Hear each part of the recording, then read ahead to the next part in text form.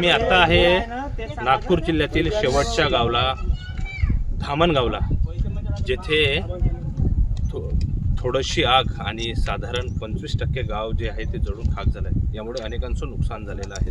गोरगरीब शेतकरी शेतमजुरांसमोर हा गावाची ओळख आणि सामान्य नागरिक म्हणून कष्टाच्या भाकर जी आहे ती आता ह्या गावात अजिबात शिल्लक राहिलेली नाही. काही काही आपण जर पाहिलं तर आपण पाहू शकता ह्या सगळ्या गोष्टी, कुठे जनावर होते, कुठे गोटे होते, तर कुणाचं काही खाण्याचं धान्य होतं, कुणाचे पैसे होते, तर कुणाच्या मशिनी होत्या. अशा पद्धतीने सगळं जळून खाक झालेलं आहे. आपण पाहू शकता, मी आत्ताच आपण जिथं घटना घडली त्या घटनास्थळावरून सायकल आपण पाहू शकता, टू व्हीलर पाहू शकता, अशा अनेक गोष्टी, खायचे धान्य असतील, इतर काही गोष्टी असतील, सगळं जे आहे ते जळून काही क्षणात जळून खाक झालेलं आहे. आपल्यासोबत काही ग्रामस्थ आहेत या गावचे, आपण त्यांच्याशी बोलणार आहोत. आजी, तुम्ही कुठं राहता? ह्याच गावला राहता? कोणतं तुमचं घर कोणतं? हेच घर. कशी आग लागली आजी? उतार पेटवलं आणि तो व्यक्ती घराकडे गेला. धुंदाड खूप आला. धुंदाड येऊन शानी मग पुन्हा झोल गावात आलं. गावात येऊन आधी माझ्या घरावर लागलं एवढं पूर्ण. तू आपला जीव कसा वाचवली असेल? कसा जीव? मी आपला जीव वाचवलो. ते धुंदाड आलं ना, ते याचे झोलं पडले याचे शेकाचे याचे, तर त्यातून त्या अग्नीतून अशी निघालो, अशी धावत पळत ह्या येत येऊन आदळलो धावता धावता, आणि अशी येथून आलो. मग माझी सून आली, माझ्या सुनीला हात पकडलं आणि तिकडे घेऊन गेली. आजी, तुझं काय काय नुकसान झालं? माझं पूर्ण नुकसान झालं. तांदूळ, डाळ, वरण, गहू पेटले, सपा आहे, घर एवढे पेटले, आजी कपडे लत्ते पेटले. आतापर्यंत काही मदत मिळाली का शासनाकडून? काही पैसे वगैरे मिळाले का? काही अन्नधान्य काही मिळालं का? नाही, शासनाकडून नाही मिळालं. काहीच नाही मिळालं नाही. आतापर्यंत. तरी अंदाजे किती रुपयाचं नुकसान झालं असं आपलं सगळं मिळून? 50-60 माझं नुकसान झालं 2 लाखाच्या वरून झालं. 2 लाखाच्या वरून झालं. हो. मग आता सध्या रात कुठं आहे आजी?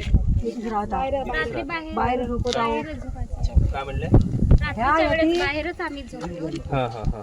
आता थोडस सावलीचं आतमध्ये. अच्छा, बाहेरच झोपत आहे. हो, बाहेर. अजून प्रशासनाकडून कुठलं? काहीच नाही मिळालं. गंज, भांडे, तांदूळ, गहू काहीच नाही. 4-2 रुपये काहीच? थोडंसं का नाही दुसऱ्याकडूनच मिळत आहे. दुसऱ्याकडूनच, पण शासनाकडून काहीच नाही. दुसऱ्याकडून. आता सध्या बाहेरच झोपणं चालू आहे. बाहेरच. नक्कीच अतिशय विचित्र परिस्थिती आहे.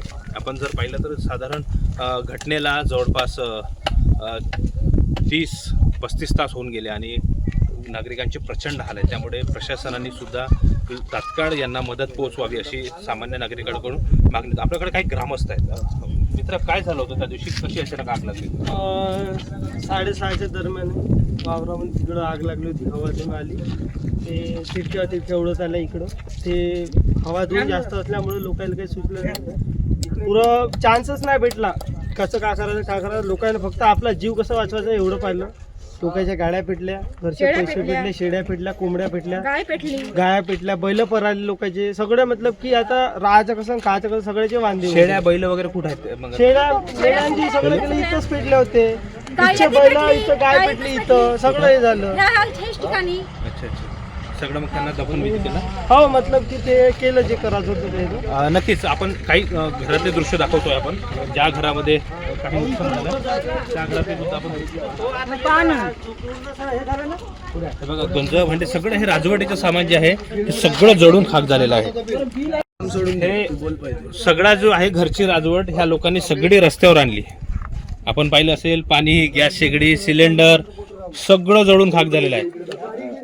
मावशी, काय झालं होतं त्या दिवशी अचानक? तुमचं किती नुकसान झालं? गहू जळले,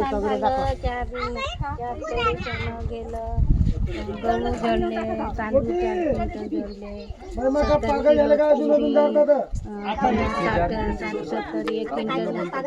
1 क्विंटल चणे जळले, कपडा नाहीये, सगळं जळलं, सगळं जळलं, काहीच राहिलं नाही. काकाजी, काय काय नुकसान झालं? नुकसान खूप झालं. 20 लाखापर्यंत एक गाडी जागी जळून भस्मसात झाली. 3,57,000 कॅश, धंद्याची बकऱ्याची थे जळून खाक झाली. कोणता धंदा होता तुमचा? बकऱ्याचा धंदा होता. हा हा हा. हैदराबादले जाते धंदा. पुन्हा त्याचे सगळे गाड्या, तिन्ही गाड्याचे डॉक्युमेंट्स जळाले.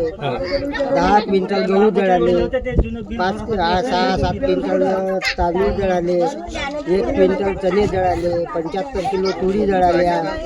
अंगावर कपडा एक राहिला नाही, बर्तन सुद्धा राहिले नाही. 4 दिवस झाले आम्ही असे वाऱ्यावर बाहेर आहोत.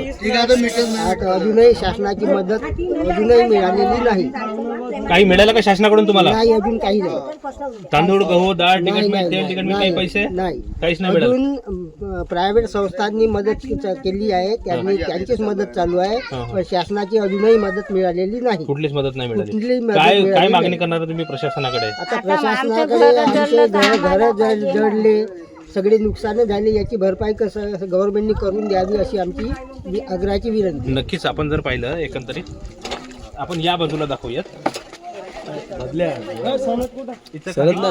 इथं काही कांडप चक्की होती. हे बघा, रोटावेटर सुद्धा होतं. हे बघा, कांडप चक्की होती. काही घरे, गोरे, गोठे सगळे जे आहे ते जळून खाक झालेले आहेत. आपण पाहू शकता काहीही शिल्लक राहिला नाही. थोडीशी आग आणि प्रचंड गावाचं नुकसान. लोकांची जिकडे तिकडे मदतीसाठी जी आहे ती आता धावपळ चालू आहे. त्याच्यामुळे प्रशासनाने परत एकदा गावकऱ्याच्या वतीने विनंती आहे की प्रशासनाने याकडे लक्षपूर्वक लक्ष केंद्रित म्हणजे अतिशय तातडीने जेवढ्या लवकर होईल तेवढ्या लवकर लक्ष देऊन यांना मदत करावी. कारण सध्या त्यांना खाणं पिणं काम नाम धंदा आहे, पाणी नाही, त्यांना सध्याचं कुठं राहायला काहीच नाही आहे. सगळे जे गंज भांडे सगळे जळून खाक झाले. सध्याचं इकडून तिकडून मागून जे आहे त्या सध्याची राजवट कशी तरी निभवत आहे. प्रचंड नुकसानग्रस्त गाव असून लोकांना खूप प्रशासन जे आहे ते झालंय. म्हणजे आपले वस्तू वाचवण्यामध्ये त्यांनी स्वतःचा हात सुद्धा आपण पाहू शकतो. आतमधलं घर पेटलं सर, हे वेगळं झालं. हां, हे वेगळं झालं. आतमधलं घर पेटलं, आतमधले भांडे पेटले, गॅसमधली खिडकी पेटली, संडास बाथरूमचे दरवाजे पेटले आणि ते 10 पोते गव्हाचा ढग पेटला. हे रोटावेटर, हे मशीन पेटली सर. आणि माझ्या मिस्टर नाही का आता ऑपरेशन झालं होतं, ते उठत नाही, ते बेडवरून नाही का त्यांना ते कडेवर धरून ना मग निघलो ते आगीतून. त्याचा कान भाजला आणि हात भाजला त्यांचा वाला आणि माझा पण हात असा भाजला. असे ना मग आम्ही दोघंच घरी होतो, मुलं बाहेर राहतात. नवनवीन घडामोडी पाहण्यासाठी स्टार महाराष्ट्र न्यूजला सबस्क्राईब करा आणि ताज्या बातम्यांचे अपडेट मिळवण्यासाठी बेल आयकॉनला प्रेस करा आणि परिपूर्ण बातमीबरोबर रहा, इतरांपेक्षा एक पाऊल पुढे.